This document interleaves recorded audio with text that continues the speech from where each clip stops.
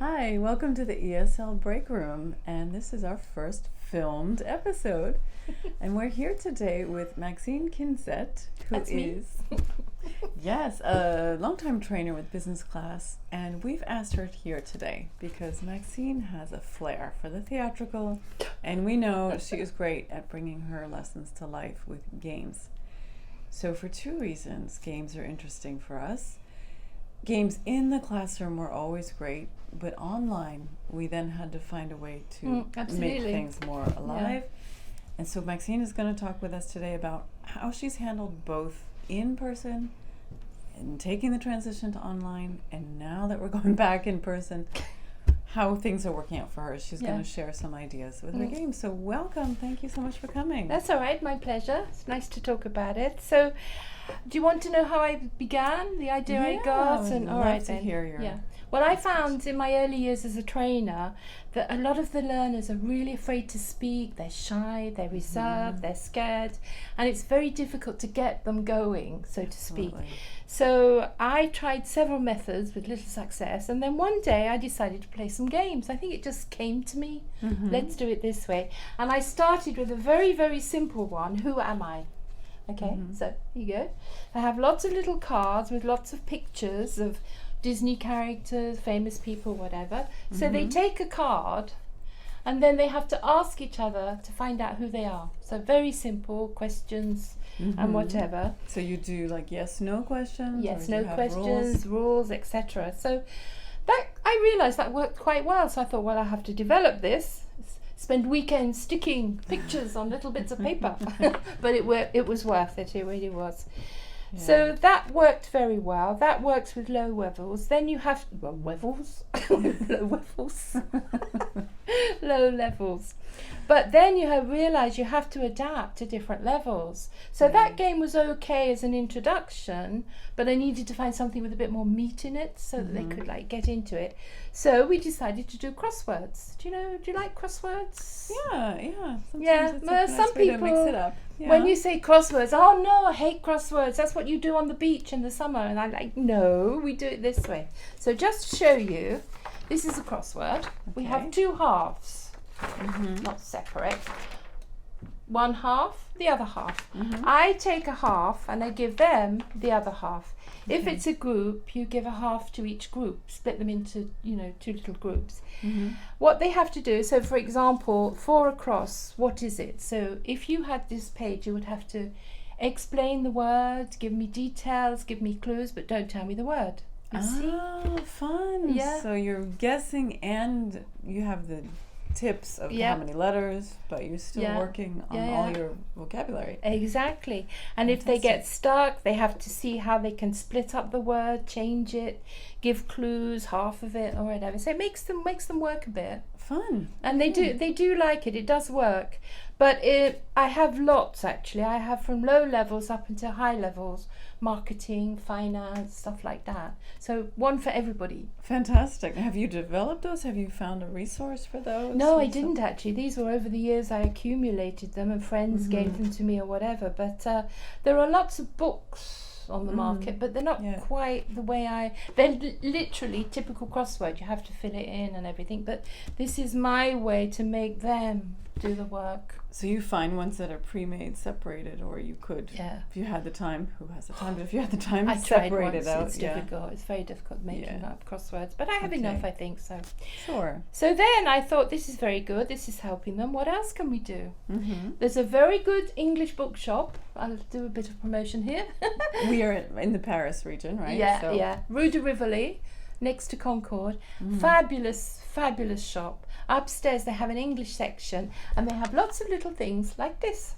Okay. Now these are little boxes of games. Normally they say it's for Christmas or family dinners or whatever, but it works quite well in this way too.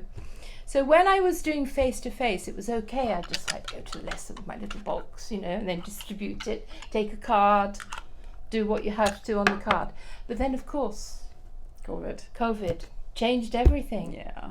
And I woke up one day and thought, what do I do? How do I do this? What did you do? Well, again, my little photocopying. So I spent hours, see the cards, if I can get them out of that edge in the whole box. So like this, right, on the scanner, and then fill up the page and then photocopy it. Well, actually, it's the wrong way round. It's that way round, isn't it? Okay, so number each page. Okay. And then send the group or the one person the page number 6, for example. That's your page. You work with those clues on that page. Okay, so there are clues to this one questions. Is more like a cultural thing. It's called Get Smart, but it's very easy. Like, what pizza variety is named after the wife of the Italian king? Did you know that? Well, it's margarita. Okay. Yeah. So any trivia questions, more trivia cards questions. You can place on your scanner, scan them, and then have like a page. And give them a number, but people with this one, you have to be careful because they're a bit sensitive. It's culture, I'm no good at culture. But I say no, it's okay, you have the answer. So you ask the question and you have the answer. If you don't know or they don't know, you just give clues to the answer. Okay, that's a nice way to set up your learners for success. Yeah, so you have to be careful with Trivial Pursuit. You know, they get a bit. Tip. They get a bit funny about this one. Now, this one's a very funny one, but it's more for higher levels because it's a bit more complicated. The conversation. You see, they're already put together in little packets to be photocopied. This is called "Which Would You Choose?" Now you have two things. Okay, so you have to say, right, for example, this one, hiccups. You know, hiccups, that's a good thing because sometimes they don't know the words, so then they have to ask you. The phenomenon, hiccup. Yeah, hiccups. So you have to choose one of the two options. Okay. So you can have hiccups whenever you try to speak in public. That would be good for me, that one. Or giggles when you try to say something in public. Which one would you choose? Hiccups or giggles? Oh, giggles. Giggles, yeah, exactly. But it's a bit more complicated, this one, so I do this with higher levels. Okay. All right, so that's that one. And this is just a basic Who Am I one. Do you remember the Post-it game where you put the Post-it on your head? Oh, yeah. Why don't you explain that for someone who might be just starting out? Yeah, well, you know, you sit around the dinner table, put the Post-it on your head with a name on that someone's written, and then you have to find out who you are. Right, because you can't see. Yeah. Oh, so am I a cinema? Am I an actress? Am I this, that, and the other? So this is very much the same sort of thing to say, who am I? And there you go. And this one is my favourite one. This is foodie trivia. Foodie trivia. Yeah. So this is all about food, and there are lots of questions about French food, funny enough. Really? Yeah, quite surprising actually. So same thing, little cards. Again, you have question and answer. All right? So really, you can take any question answer and put it in a card form, and if you needed to put it online, scan it. Yeah. And send it to them to work with. Yeah. Exactly. That's a great idea. Yeah, Thank you. It's a lot of work initially, but once you've done it, once you've got it going, I have my Get Smart pages, my food trivia pages, and whatever. Oh, that's good. And then you've got the classics, which I'm sure you know. Taboo. Let's hear it. Because it's a great one as well. Taboo. Look at this one. Yeah. So several different cards.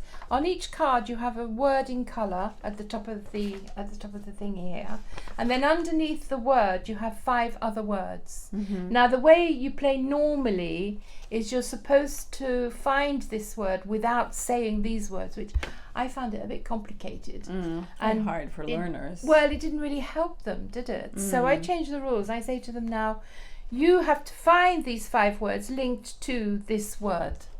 Oh. Okay, so the word is feedback. So now think of any word that goes with feedback. What comes to mind? You know, like speakers, microphone, questionnaires. Okay. That's all linked to feedback. Okay, I wouldn't have thought of that. Yeah, that's interesting. Okay, but a lot of people say, "Oh, that's not the rule." I say, "Yes, I know it's not the rule, but I've adapted it for it to make it into a game." Fantastic. For you. So same thing. Sheets and sheets of photocopying. Yeah. I mean, that's the way it is. And there you go. And so when you've used that online, you copy and send. Yeah, I have a whole game file on the internet. And You do have to update it from time to time, but then you spend time preparing lessons as well. So You do, it's and it's worth the investment. I find the more I prepare, that I can reuse things, and yeah, it's helpful. exactly. But you will find some people skeptical, particularly in the groups. I'll tell you a little anecdote. I had a group once. They were from a bank, so quite serious. And I said, right now, games time, activities, whatever. And one guy, oh no, I don't play games. No, not interested. I said, well, just give it a try. No, no. So anyway, I convinced him to try. And at the end he said, well, I'm really surprised. That was really great. Oh, yes. Great. High five for that one. Yeah. So you have to sometimes convince them to do it because they think it's a bit, they just don't think it's serious enough. And that's the irony that, today we are learning more and more about brain science and neuroscience and how we learn. Exactly. And having fun, being relaxed, are all elements that are conducive to learning. So don't think that I can't be playing games. Yeah. You don't have to play games the entire session, Sure. but you open, you end, or you liven up if they're tired. Yeah. They're absolutely legitimate ways to enhance learning. Yeah, definitely. And I mean, I do enjoy it. I complain about doing the photocopying, but I do enjoy it. So, I mean, looking for it and whatever, getting that. But again, like with the COVID, we had to change from doing face-to-face activities, which are much easier, to online. I did struggle a little bit at the beginning, but now I've mastered it, I think. And them too. I mean, I say to them, look, you need your equipment. Camera on, good microphone. You can't play games if you're sitting here and looking what's going on in the kitchen, so they have to be. And of course now we're going back to companies. And how's that been for you? Maybe that'll be interesting for our It was viewers. difficult. The first couple of weeks were difficult, but I'm back into it now. But it's true, for games it is much better being face to face. But and how do you feel your learners are reacting with your games nowadays? Very happy. Very happy. I never have anybody complaining about it. Yeah. I think they're all quite satisfied. They enjoy it, and it does relax them. Yeah, I think that's a great boost during a busy workday as well. And we're dealing with business English, and people are busy professionals, but have a laugh. Yeah. And at the same time, see that you've acquired some new words and you've actually made progress. It's a win-win. And they're funny because, at the end of the lesson, you have like a 5-minute debrief and, is everything okay? Do you have any questions? Blah, blah. What do you want to do next week? Games! Well, there you go. The proof positive. I think so, definitely. So good luck to all the future colleagues. Don't be afraid of sticking pictures on paper at home. Fantastic. Thank you for your great ideas and your energy. My pleasure. It's been a real pleasure. Thank you, Maxine. Thank you.